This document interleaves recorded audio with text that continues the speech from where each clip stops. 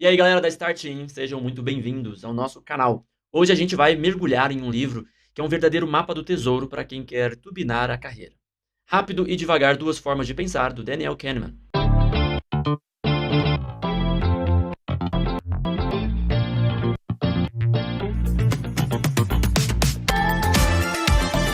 Já parou para pensar o que realmente diferencia um profissional de alto nível no mercado atual? Não é só a faculdade que você faz ou o diploma que você tem. É como você pensa, como você toma decisões, como você se relaciona. E é exatamente isso o que a gente vai desvendar aqui nesse vídeo. Kahneman nos apresenta dois personagens principais que vivem dentro da nossa cabeça: o Sistema 1 e o Sistema 2. Pensa no Sistema 1 como o seu piloto automático. É aquele que age rápido, no impulso, intuitivo e até mesmo emocional.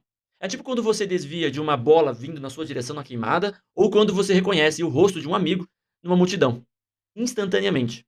Você nem pensa, só age. No dia a dia profissional, o Sistema 1 te ajuda a responder a e-mails rápidos, a fazer apresentações que você já domina, a resolver problemas rotineiros. Ele é eficiente, mas nem sempre preciso. Por outro lado, temos o Sistema 2, que é o seu estrategista. Ele é mais lento, deliberativo, analítico e exige um baita esforço consciente. É ele que entra em ação quando você está tentando resolver aquele problema de matemática da prova, ou quando você precisa comparar as especificações de dois celulares antes de comprar. No trabalho, o Sistema 2 é essencial para planejar projetos complexos, analisar dados, negociar um contrato importante. A grande sacada é que muitas vezes a gente confia demais nas nossas intuições, no caso no Sistema 1, e elas podem nos levar a erros, os famosos vieses sistemáticos. A ideia aqui não é parar de usar o Sistema 1, porque ele é super importante, mas sim saber quando ligar o alerta e acionar o Sistema 2 para uma análise mais profunda. Entender esses dois sistemas é crucial para tomar decisões mais inteligentes, tanto na vida pessoal quanto no desenvolvimento de sua carreira. Saber quando confiar no seu instinto e quando parar para pensar criticamente é uma habilidade que te coloca na frente. Mas como essa dupla dinâmica realmente impacta no seu dia a dia, especialmente na sua jornada profissional? Então bora descobrir? A grande sacada do Kahneman é que esses dois sistemas estão sempre em interação. O sistema 1, nosso impulsivo, intuitivo herói, está aí o tempo todo gerando ideias, impressões e sentimentos. É quando você está jogando um game e toma decisões rápidas sem pensar muito, porque já está no fluxo. Se tudo está tranquilo, o sistema 2, nosso cauteloso analista, simplesmente aceita as sugestões com pouca ou nenhuma modificação. A gente confia nas nossas impressões e segue em frente. Na maioria das vezes, está tudo certo. Pense naquele momento em que você está dirigindo numa estrada conhecida e nem percebe os detalhes do caminho, porque o sistema 1 está no controle. Mas e quando o sistema 1 encontra um obstáculo? Tipo, quando você está navegando na internet e se depara com uma notícia falsa que parece verdadeira. Ou quando seu time de futebol, que sempre ganha, perde um jogo crucial. É aí que o sistema 1 chama o sistema 2 para a briga, pedindo um processamento mais detalhado. Essa colaboração é fundamental. O sistema 2 é o que você usa para fazer cálculos complexos na faculdade, para comprar planos de carreira ou para tomar decisões financeiras importantes. Ele exige esforço mental e, por isso, a gente tende a economizá-lo. Mas é justamente quando a gente economiza demais o sistema 2 que os vieses do sistema 1 podem nos pregar peças, levando a julgamentos superficiais ou a cair em estereótipos. Entender essa dinâmica é o primeiro passo para você se tornar um profissional mais consciente e estratégico, capaz de identificar e corrigir seus próprios erros de raciocínio. Da próxima vez que você se pegar tomando uma decisão importante, seja na escola, no estágio ou na vida, pergunte-se: é o meu piloto automático agindo ou é o meu estrategista? Essa simples pergunta pode mudar o jogo da sua carreira. Heurísticas e vieses, atalhos mentais e suas armadilhas. E por que isso é tão importante para a sua carreira? Porque esses atalhos, embora nos ajudem a tomar decisões rápidas, também podem nos levar a erros bem sérios, os vieses. O sistema 1, nosso piloto automático, ama uma heurística. Ele usa esses atalhos para fazer julgamentos rápidos, mesmo que não tenha todas as informações. Sabe quando você vê alguém e já tem uma primeira impressão forte antes mesmo de a pessoa falar alguma coisa? Isso é o sistema 1 em ação, usando o que ele vê para tirar conclusões precipitadas. O famoso o que você vê é tudo o que existe. O problema é que muitas vezes não é. Isso gera uma confiança excessiva em poucas evidências. Um dos vieses mais comuns é o viés da ancoragem. Imagina que você está negociando o seu primeiro salário. Se a empresa joga um valor baixo logo de cara, mesmo que você saiba que ele é abaixo do mercado, sua mente tende a ficar ancorada nesse número. Ou, um exemplo mais geek, se você está comprando um novo console e o vendedor fala de um preço inicial altíssimo para um modelo top, sua percepção de preço normal para os outros consoles pode ser influenciada por essa âncora inicial. Outro atalho super comum é a heurística da disponibilidade. A gente tende a julgar a frequência ou probabilidade de um evento pela facilidade com que a gente lembra de exemplos. Se você só vê notícias sobre acidentes de avião, pode achar que voar é super perigoso, mesmo que estatisticamente dirigir seja muito mais arriscado. No trabalho, isso pode fazer você superestimar a chance de um projeto dar errado se você se lembra de muitos projetos que falharam, ou subestimar se você só lembra, né, dos sucessos. E as emoções jogam um papel enorme aqui.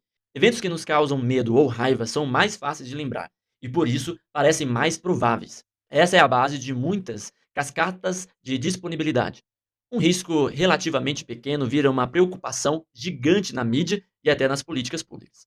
Ou seja, nossos sentimentos sobre algo afetam o que a gente pensa sobre os riscos e benefícios.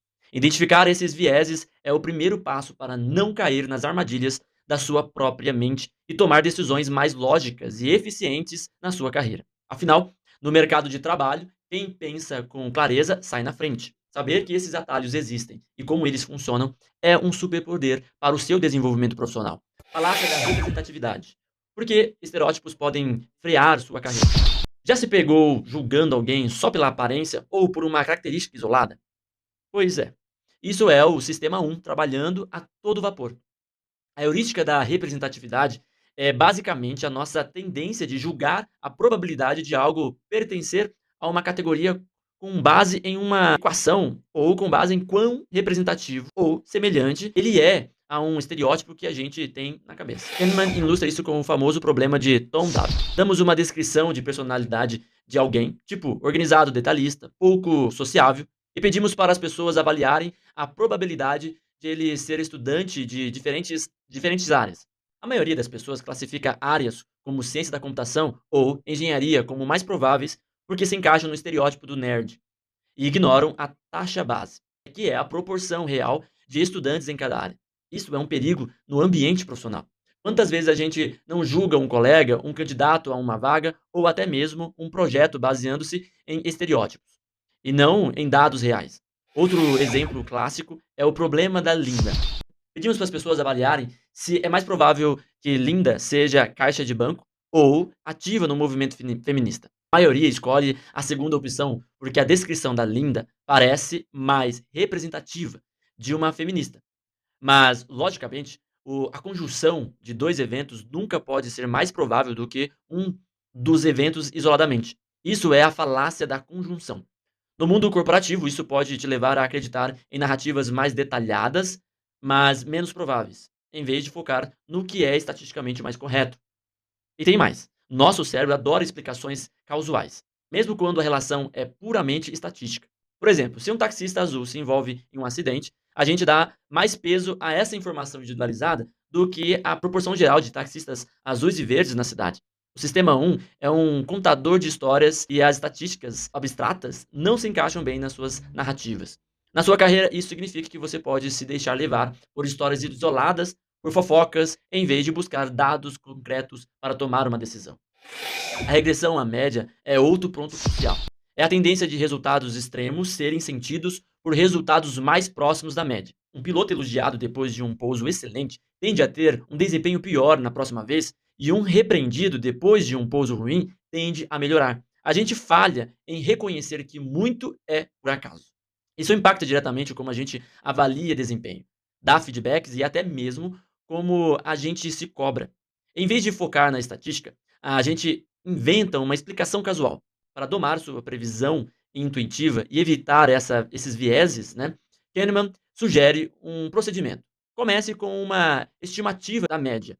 Use a evidência disponível e depois ajuste sua previsão em relação à média. Quanto mais fraca a evidência, mais sua previsão deve se aproximar da média. Pense nisso para suas metas de carreira, para as avaliações de projetos, para tudo. Para esses padrões de pensamento enviesado é um desafio, mas é essencial para o seu crescimento profissional. Pare de julgar pela capa e comece a analisar os dados. Confiança excessiva, a ilusão de saber. Por que você confia demais nos seus instintos? E por que isso é perigoso para a sua carreira? Já se pegou pensando, eu sabia? Mesmo que as coisas não estivessem tão claras antes? Esta é a ilusão do saber em ação, e ela é mais comum do que você imagina. O Sistema 1, nosso piloto automático, tem uma sede insaciável por coerência. Ele quer que tudo faça sentido, mesmo que não faça. Isso gera a ilusão de compreensão. A gente tende a acreditar que compreendemos o passado muito melhor do que realmente compreendemos. Sabe quando um time de esporte perde um campeonato e depois todo mundo começa a falar: "Eu sabia que eles não iriam ganhar"? Ou quando um projeto falha e você pensa: "Era óbvio que ia dar errado". Isso é o viés introspectivo, ou o efeito "eu sempre soube". A gente constrói narrativas que enfatizam a nossa habilidade e minimizam o papel da sorte, nos fazendo acreditar que o mundo é mais previsível do que realmente é. Essa ilusão de compreensão do passado alimenta uma confiança excessiva na nossa capacidade de prever o futuro. E a ilusão de validade é a mais traiçoeira. A confiança que a gente tem em um julgamento não é uma avaliação racional da probabilidade de estar certo. É um sentimento construído pela coerência da história que o Sistema 1 nos conta e pela facilidade que a gente processa essa informação. A gente pode ter muita confiança em um julgamento, mesmo quando ele é baseado em evidências fracas e vieses, como os que já discutimos. É por isso que muitos especialistas erram em previsões de longo prazo, como o mercado de ações. No mundo profissional, isso significa que você pode se sentir super confiante em uma decisão baseada em pouca informação ou em sua própria experiência limitada, sem considerar a real probabilidade do sucesso. E o pior é que, quando se trata de intuição versus fórmulas, as fórmulas estatísticas simples e objetivas sempre superam ou igualam a previsão de especialistas. Sabe por quê?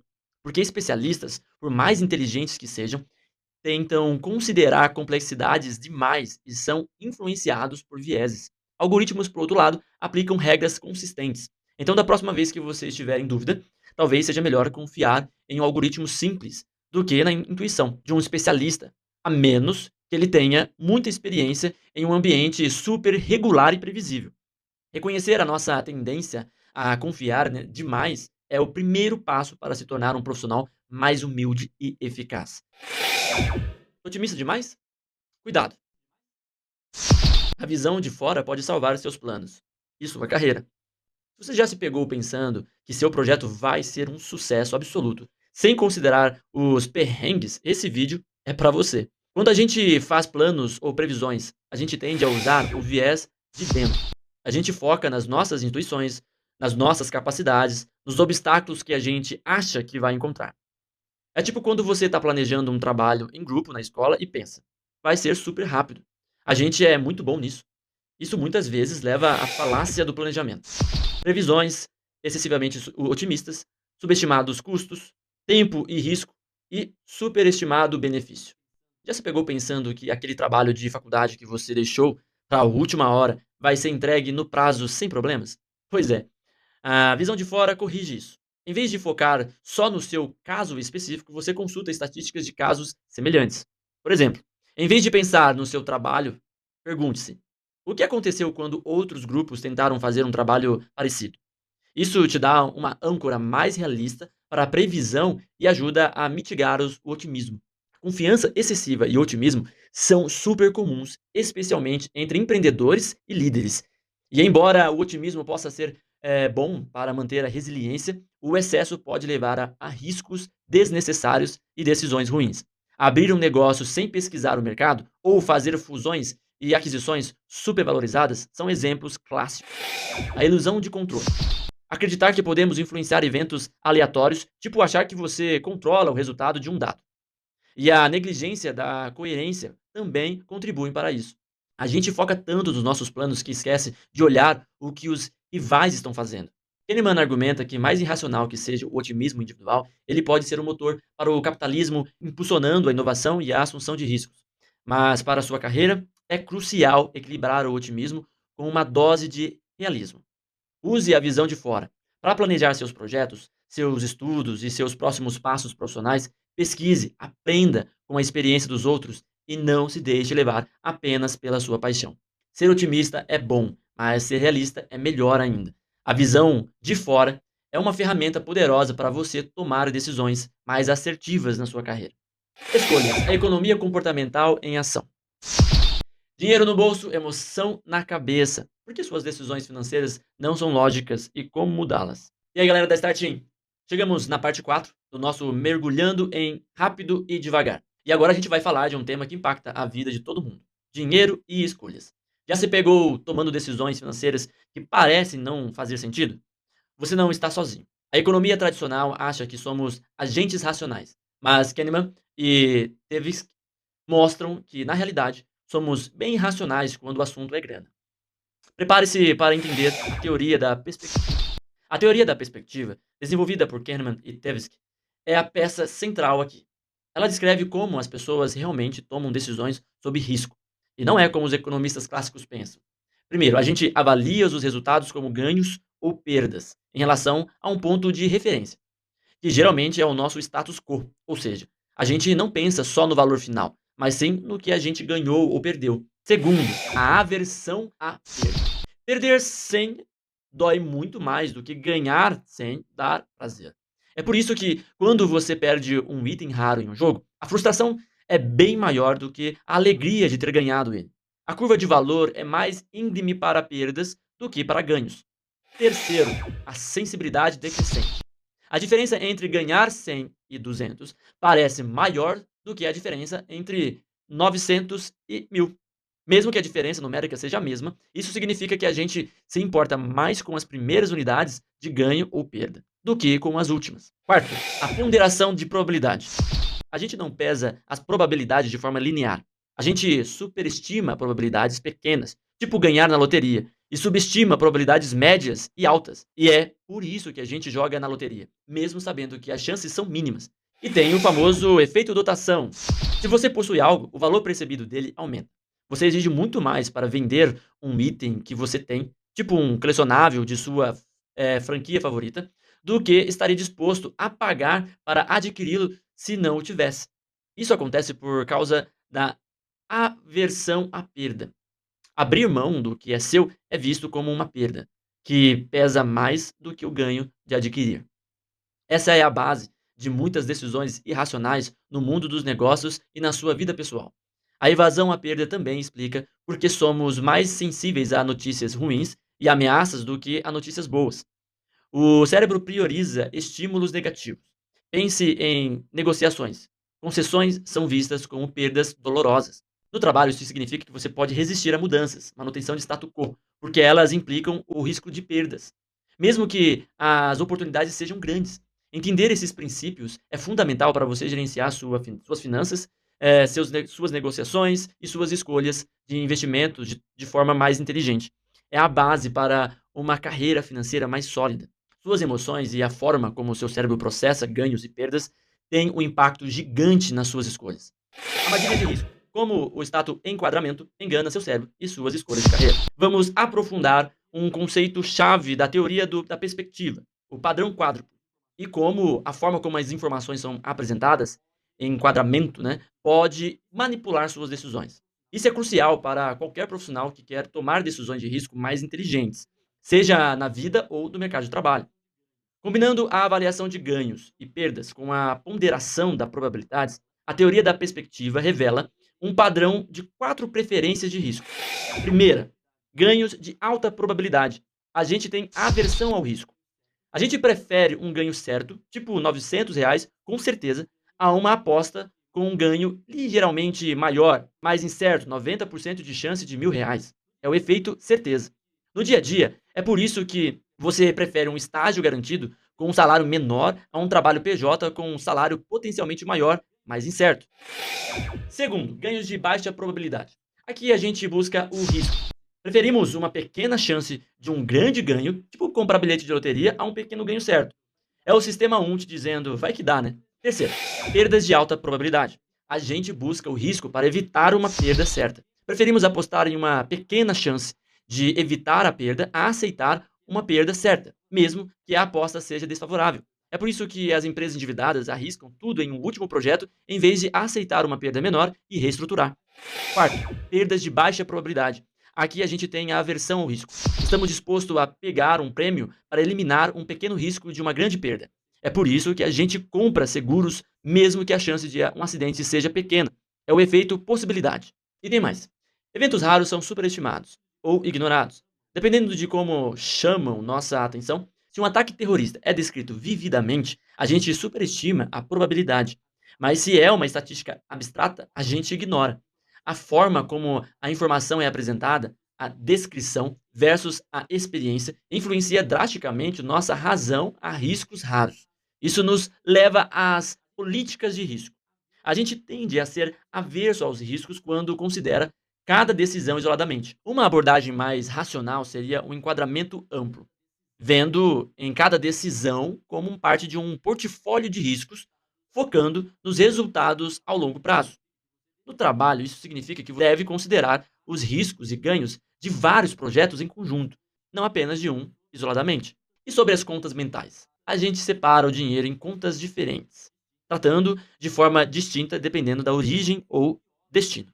Isso viola o princípio da fungibilidade. Dinheiro é dinheiro, não importa de onde veio. É por isso que você pode ter dinheiro na poupança rendendo pouco e, ao mesmo tempo, ter dívidas no cartão de crédito com juros altos. E o efeito de exposição?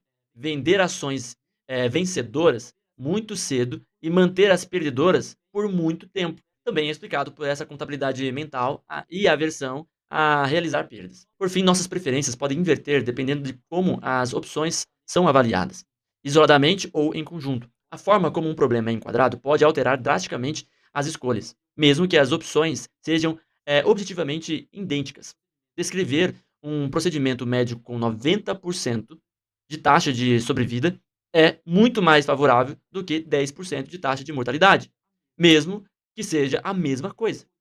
Isso demonstra o poder do sistema 1 em reagir ao contexto emocional da descrição, ignorando a realidade objetiva. Para a sua carreira, entender esses mecanismos é ter um superpoder para negociações, para planejamento de projetos e até mesmo para gerenciar suas próximas finanças. Não se deixe enganar pelo enquadramento. Analise a realidade objetiva e não se prenda apenas à forma como as informações são apresentadas. Dois eus, a experiência e a memória. Você e o outro você. Porque suas memórias enganam suas escolhas de carreira e de vida. Chegamos à última parte dessa série incrível. E agora a gente vai falar de um conceito que vai virar sua cabeça. A diferença entre eu, que é experiência, e o eu, que recorda. Já se pegou lembrando de uma situação de um jeito totalmente diferente do que ela realmente foi? Pois é, suas memórias podem estar te enganando. Isso tem um impacto direto nas suas escolhas de carreira. Kahneman nos apresenta dois eus que vivem dentro de nós. O eu que experiência é aquele que vive o momento, sentindo prazer ou dor ali, na hora. É quando você está jogando o seu game favorito e se sente feliz, ou quando está fazendo um trabalho chato e se sente entediado. Já o eu que recorda é o que avalia as experiências passadas, constrói narrativas e toma decisões sobre o futuro. Ele é o seu contador de histórias pessoal. E aqui vemos o problema. Esses dois eus podem ter interesses conflitantes. E o eu que recorda é o dominante, porque é ele quem mantém o placar e aprende lições para o futuro. Mas é ele péssimo representante do seu eu que experiencia. Sabe quando você vai a um show que foi super legal, mas o final não foi tão bom? O eu que recorda vai focar no final. E sua memória de show pode ser prejudicada, mesmo que a maior parte da experiência tenha sido incrível. A vida como uma narrativa é isso. O eu que recorda não soma as experiências de prazer ou dor ao longo do tempo.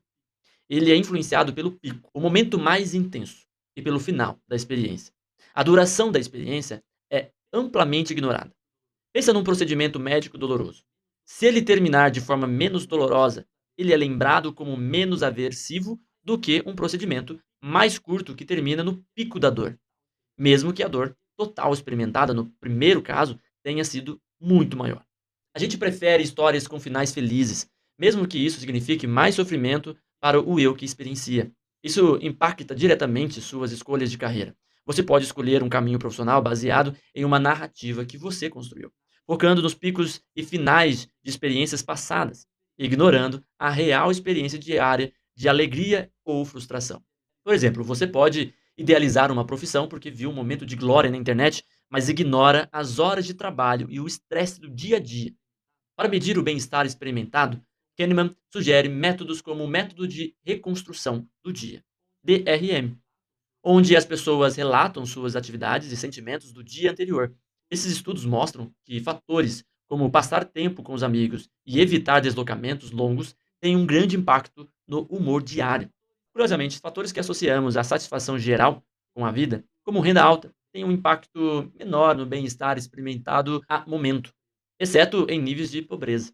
Ou seja, o que realmente te faz feliz no dia a dia não é sempre o que você pensa que te faz feliz na vida geral. Compreender a diferença entre o que eu que experiencia e o que eu que recorda é libertador.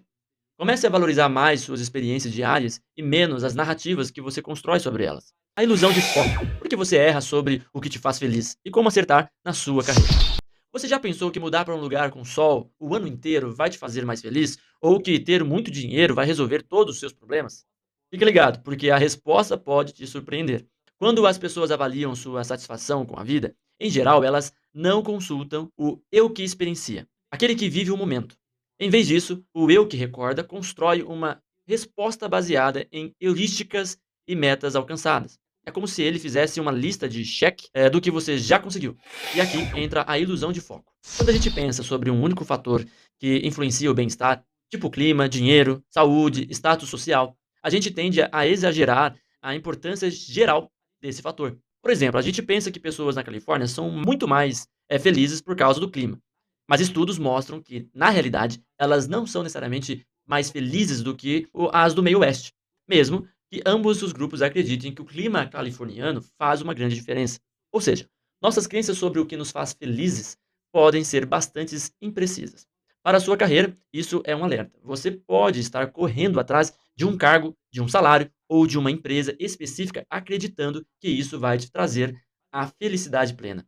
Mas a realidade é que os outros fatores, como o ambiente de trabalho, as relações com os seus colegas, a sensação de propósito e o equilíbrio entre vida pessoal e profissional, podem ter um impacto muito maior no seu bem-estar diário, no seu eu que experiencia. Kahneman conclui que o sistema 1, nosso piloto automático, é a origem de muitos erros de julgamento, mas também é a fonte das nossas habilidades intuitivas. O objetivo não é eliminar o sistema 1, mas sim aprender a reconhecer situações em que seus vieses são prováveis de ocorrer. E, quando os riscos são altos, desacelerar e engajar o esforço analítico do sistema 2. Em políticas públicas, essas descobertas levaram à criação de pequenos empurrões que ajudam as pessoas a tomar melhores decisões sem restringir sua liberdade.